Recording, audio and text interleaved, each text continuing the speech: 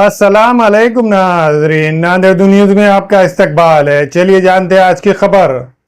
नांदेड़ शहर में बढ़ते हुए ट्रैफिक जाम को कम करने और लोगों की आमद व रफ्त आसान बनाने के लिए नांदेड़ वाघाला म्युनिसिपल कॉरपोरेशन और पुलिस की जानिब से भाग्यनगर रोड पर बड़े पैमाने पर अतिक्रमण हटाने की कार्रवाई की गई।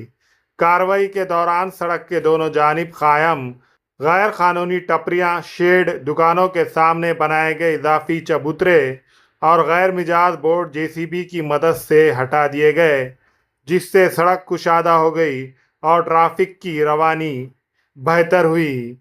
शहरियों का कहना है कि इसी तरह की सख्त कार्रवाई खुले मार्केट के सामने भी की जानी चाहिए, जहां किसान मॉल, चेन्नई मॉल और आरएस ब्रदर्स मॉल के सामने रखे सामान और बेतरतीब पार्किंग की वजह से रोज़ाना शदीद ट्रैफिक जाम लगा रहता है। शहरियों ने इंतज़ामिया से मुतालबा किया है कि किसी भी किस्म की रियायत दिए बगैर वहां भी अतिक्रमण हटाने और बेतरतीब पार्किंग पर कार्रवाई करनी चाहिए, ताकि ट्रैफिक का मसला मुस्तकिल तौर पर हल हो सके और अवाम को आसानी हो।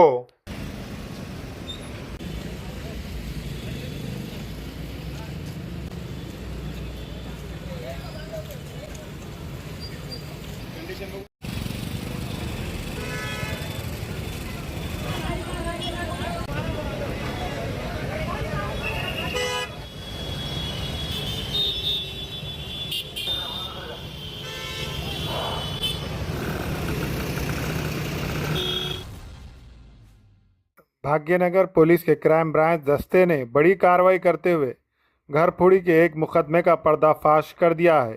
पुलिस ने 3 मुल्जिमान को गिरफ्तार करके उनके कब्जे से 4,14,600 रुपये मालियात का चोरी का सामान बरामद किया है।